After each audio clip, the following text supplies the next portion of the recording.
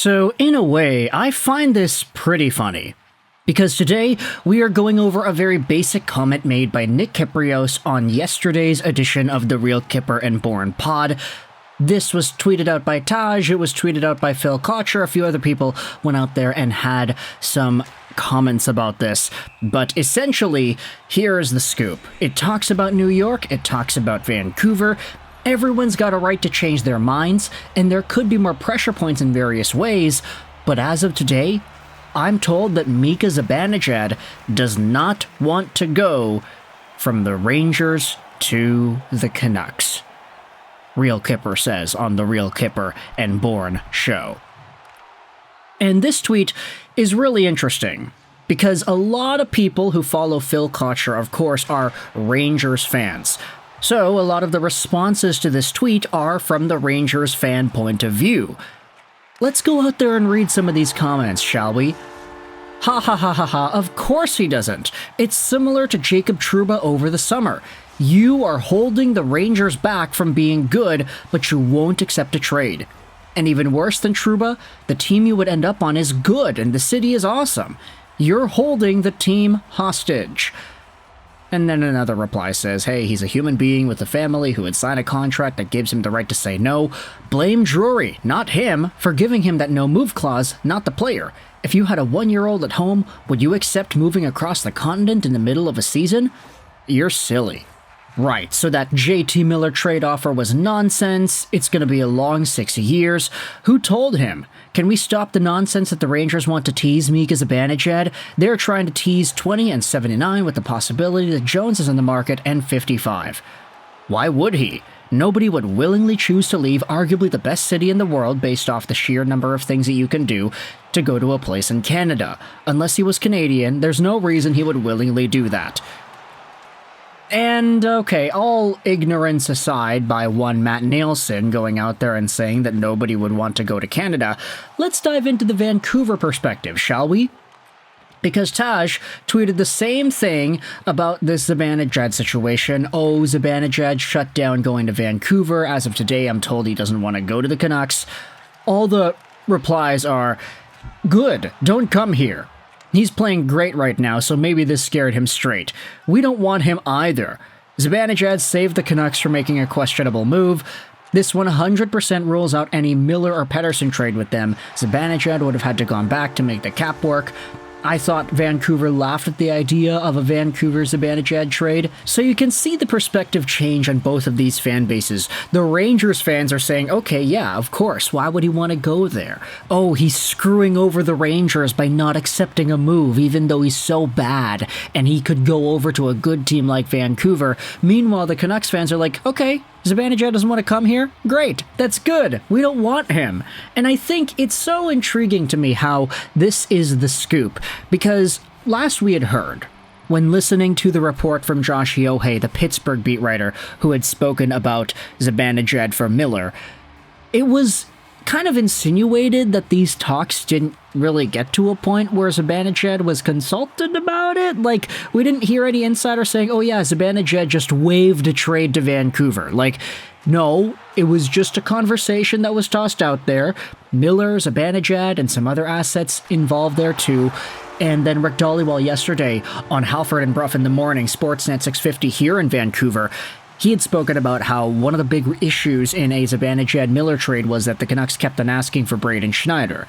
Defenseman that they covet a lot, Western Canadian kid, he's a big guy, they like him, but the Rangers like him too, and they don't want to give him up. So the fact that Vancouver keeps on asking about Braden Schneider is making this entire trade situation not really worth it for New York, and thus the trade never got made. It does intrigue me how we're getting a scoop on Mika Zibanejad's preferences when our main thesis about this trade was that it never got past the point of even being negotiated. Why is Mika Zibanejad hearing about Vancouver? Who's asking him in the organization, hey, would you accept a trade to Vancouver? Like, we just got to know, man, you've got a no-move clause and we're thinking about moving you. And he's like, no, sorry, I don't want to go to Vancouver. Like, why is this stuff reaching Zibanejad, the player, if it was never even close in the first place? Like, is that not a little bit disrespectful? Am I the only one that thinks that? Like, if you're thinking about trading a guy and you talk about it, oh, you figure out the details, you settle it, and it's like, okay, great. we will make this trade, but only if that player says yes. And then you ask him, hey, Mika, we've got this trade offer from Vancouver. We like it. They like it. We want to send you over there. Would you be okay with it? And then he's like, no, sorry. Then it's like, okay, it's a rejected trade. It's a full-on, straight-up rejection, Louis Eriksson to Edmonton style. But if they're not actually getting far enough to get the trade done, why is Mika hearing about this? Why are we learning that he wouldn't want to go to Vancouver? Is this a separate thing? Did real Kipper Nick Kypreos have another secondary source that just happened to bring it up to Zibanejad one day? Hey, would you go to Vancouver? No. Okay. And then it's like, oh yeah, sorry, he wouldn't even want to go there. So this trade idea shouldn't even be discussed. Where is this coming from? Because with the Rangers being in such a strange predicament, in 24-25, things aren't going well, they're not playing well, and you had a lot of trade drama from last summer about Jacob Trouba, which was almost the same thing. Like, there were rumors about Trouba getting sent over to Detroit, but then he didn't because he didn't want to go, and it's like, wait, why are we reporting about this then if he's not going to go? There were so many things going on that June 30th that we all thought Jacob Trouba would have gotten sent over to Detroit, or he would have gotten bought out or something, or waived. But nah, he stayed because he didn't want to leave. And so for the Rangers beat, I understand Rangers fans' frustration. Oh yeah, this is Trouba all over again. Jacob Trouba didn't want to go to Detroit, and he screwed the team over by staying. Now Mika Zibanejad doesn't want to go over to Vancouver, and he's screwing the team by staying. But it's like, bruh, if New York were to trade Zibanejad to Vancouver for JT 1-for-1, if we assume it's 1-for-1, that's a Vancouver L. Huge loss right there.